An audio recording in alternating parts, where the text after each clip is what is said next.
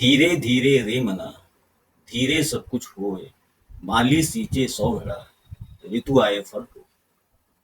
कबीर की यह पंक्ति जो शायद सैकड़ों साल पहले लिखी गई होगी, उस दिन जितने इसकी रिलेवेंस थी, आज भी वह मानव जीवन के लिए उतना ही महत्वपूर्ण है।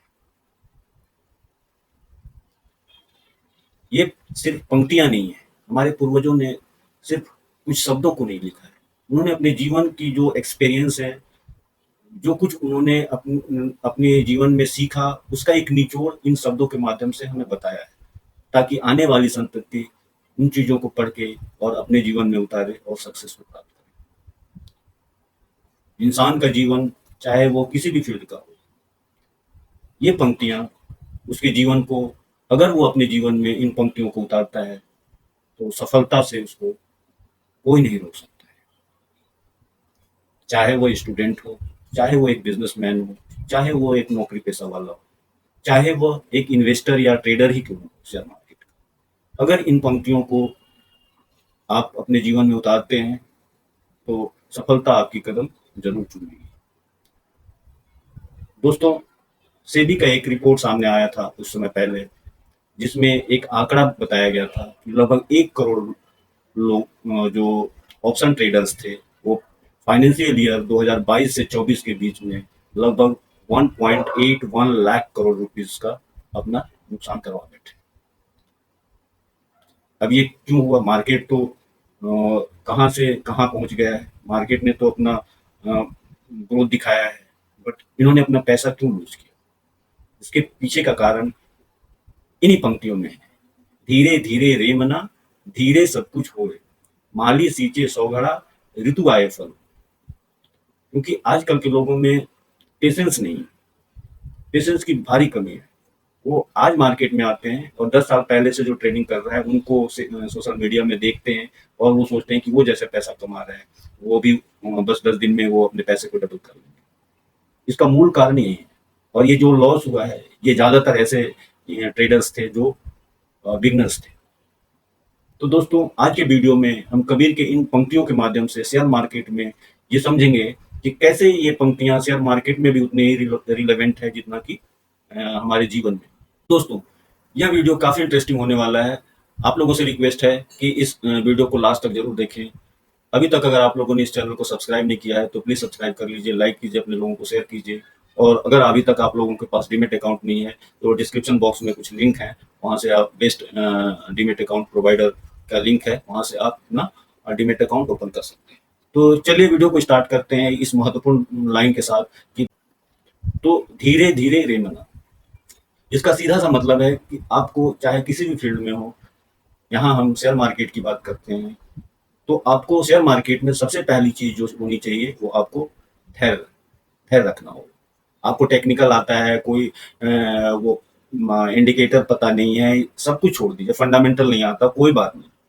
अगर आपके पास धीरज है, धैर्य है, तो आप शेयर मार्केट से, आपको कुछ नहीं आता है फिर भी आप पैसा बना सकते हैं। आपको बहुत जल्दी बहुत अपने पैसे को डबल नहीं करना है, आप डेफिनेटली पैसा बनाएंगे।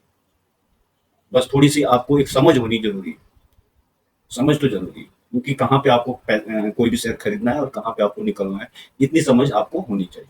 जैसे आप कोई भी सामान खरीदने जाते हैं तो आप क्या कोशिश करते हैं कि वो प्रोडक्ट जो भी आप ब्रांड खरीदते हैं, तो वो प्रोडक्ट आपको मिनिमम प्राइस पे मिल जाए। अगर आप एक रीसेलर हैं तो आप कहीं पे भी होलसेल से अगर आप सामान उठाते हैं तो आप क्या कोशिश करते हैं कि मिनिमम प्राइस पे हमें जो भी होलसेलर देगा हम उससे सामान लेंगे और उसमें अपने प्रॉफिट को जोड़ के हम उस प्रोडक्ट को उतने में बेचेंगे। सिंपल सा यही फंडा शेयर मार्केट में काम करता है। आप कोई भी चीज को उसी प्राइस पे खरीदिए जिसमें अपने प्रॉफिट को जोड़ के आप उतने में उसको बेच सकें। तो शेयर बाजार में धैर्य का महत्वपूर्ण गुण है। निवेश को समझना चाहिए कि निवेशकों को यह समझना चाहिए कि सफलता समय लेती है, ठीक उसी तरह जैसे माली पेड़ को सींचता है, लेकिन फल तभी आते हैं जब सही मौसम आता है। शेयर बाजार में उतार चढ़ाव जो है वो एक सामान्य बात है, लेकिन आपको धैर्य बनाए रखना होगा। बाजार में गिरावट आने पर घबराने की बजाय निवेश निवेश में अपना समय दीजिए, तभी आपको एक पोटेंशियल प्रॉफिट प्राप्त हो सकता है। जो आप लक्ष्य रखें उसको प्राप्त कर सकते हैं। तो दूसरा पॉइंट ये आता है कि अनुशासन और निरंतरता ही सफलता की चाबी है। अगर आप डिसिप्लिन नहीं है आपके अंदर एक कंटिन्यूटी नहीं है, तो आप फिर शेयर मार्केट में पैसा नहीं बना सकते। और कंटिन्यूटी और अनुशासन के लिए आपको चीज़ों को थोड़ा समझना बहुत ज़रूरी है। तो अनुशासन कैसे हम उन पंक्तियों से लेते हैं, माली सींचे 100 घड़ा। जैसे माली निरंतर पेड़ को सींचता है, ठीक वैसे ही आपको नियमित निवेश करते रहना है। शेयर बाजार में अनुशासन का पालन करना बहुत ज़रूरी है। आप सिप के माध्यम से भी अपना जो भी आपके पास एक मिनिमम अमाउंट है, उस सिप के माध्यम से भी आप शेयर मार्केट में इन्वेस्ट करें, नियमित रूप से करें और एक अनुशासन के साथ करें, तो डेफ़िनेटली एक समय आएगा जो जब आपको एक अच्छा रिटर्न, एक अच्छा अमाउंट आपके पोर्टफोलियो में दिखने लगेगा। चाहे बाजार ऊपर हो या नीचे, आप हमेशा निवेशित रहें। आपके पोर्टफोलियो में एक इसके कारण से आपके पोर्टफोलियो में एक निरंतरता और स्थिरता बनी रहेगी और लंबी अवधि में आपको एक अच्छा रिटर्न देखने को मिलेगा। तीसरा जो इससे रिलेटेड एक पॉइंट है, समय के साथ बढ़ता है पैसा। अब जैसे पेड़ को अगर माली लगाता है तो उसी दिन से वो फल देना शुरू नहीं करता है। आप पहले इन्वेस्ट करेंगे, ऋतु आए फल हो। ऋतु आने पे ही मतलब जब समय मौसम आता है फल आने का, तभी उस पेड़ में फल आता है। निवेश के मामले में समय एक शक्तिशाली कारक है। आप अगर ट्रेडर हैं तो आपको पता होगा कि समय सबसे इंपॉर्टेंट चीज होता है। जितना आप किस समय में एंटर करते हैं, किस समय में एग्जिट करते हैं, ये एक बहुत बड़ा इंपॉर्टेंट पॉइंट होता है। जितना अधिक आप समय देंगे, आपके निवेश में उतनी ही वृद्धि होगी। कंपाउंडिंग का जादू तो आप जानते होंगे। दुनिया के महान इन्वेस्टर वॉरेन बफेट ने कहा है कि compounding is the eighth wonder, और ये सचमुच में है। कंपाउंडिंग का जादू आपको समझना होगा। निवेश की शुरुआती निवेश आप जितना जल्दी शुरू कर देंगे, आपके पास उतना ज्यादा दीर्घकालिक समय रहे और आपको उस कंपाउंडिंग का सही रिटर्न तभी आपको मिल पाता है। जितना आप समय देंगे, इन्वेस्टेड रहेंगे, आपको उतना ही उसका प्रॉफिट मिलता है।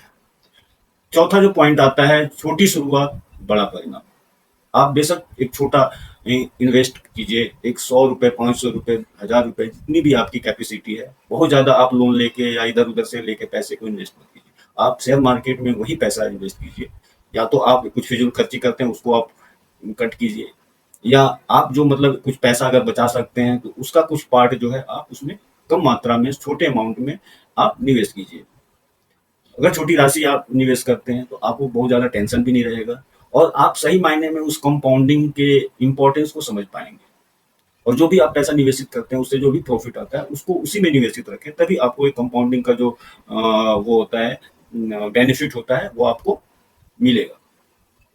हर निवेशक को यह समझना चाहिए कि शुरुआत छोटी से ही हो सकती है, लेकिन यदि आप नियमित निवेश करते हैं तो धीरे धीरे आपके निवेश में वृद्धि होगी। कई निवेशक यह सोचकर शुरुआत नहीं करते हैं कि उनके पास ज्यादा पैसा नहीं है, लेकिन असल में छोटी राशि से निवेश शुरू करना ही आपको वित्तीय स्वतंत्रता की दिशा में ले जाता है। यह महत्वपूर्ण है।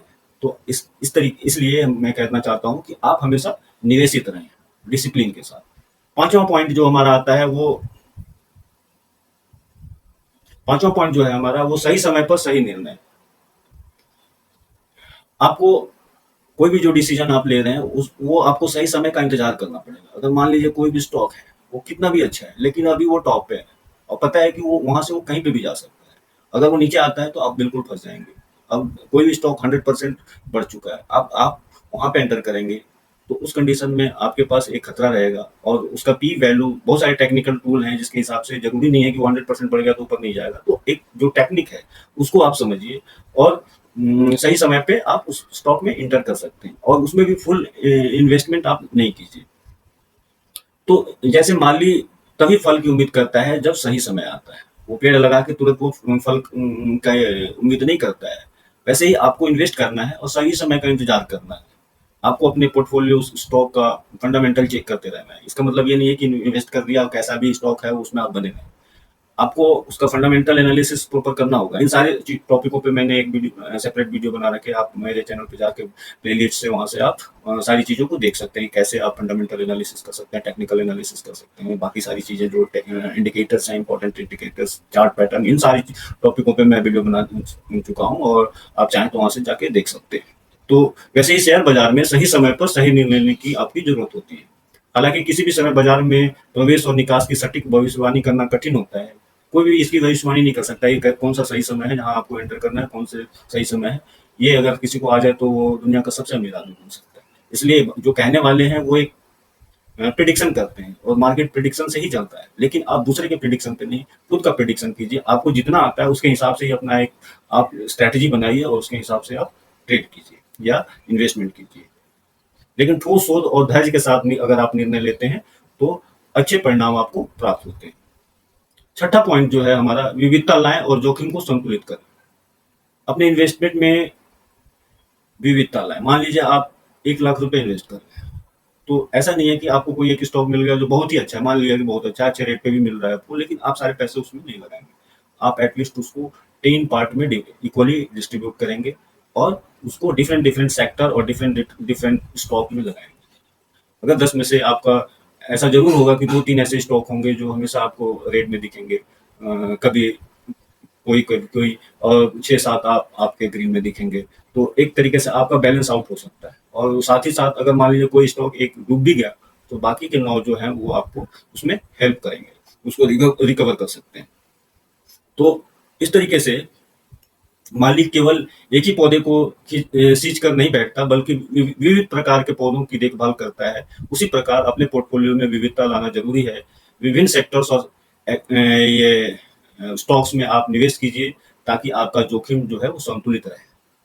इससे बाजार में उतार चढ़ाव के बावजूद भी आपका पोर्टफोलियो एक बैलेंस रहेगा। ठीक है, तो ये भी एक काफी इंपॉर्टेंट पॉइंट है।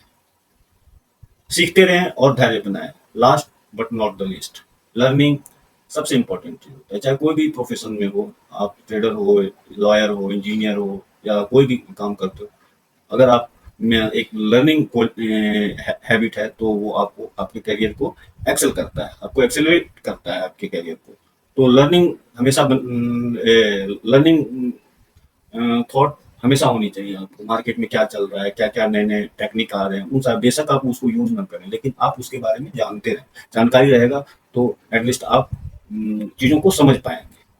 तो इसका कबीर के इस दोहे का जो निष्कर्ष निकलता है वो यही है कि धीरे धीरे रेमना, धीरे धीरे रेमना, धीरे सब कुछ हो।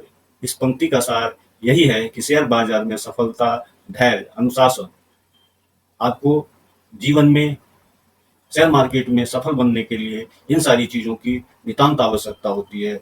आप एक लंबे समय तक निवेशित रहेंगे तो डेफिनेटली आपको एक अच्छा प्रॉफिट आप शेयर मार्केट से प्राप्त कर सकते हैं।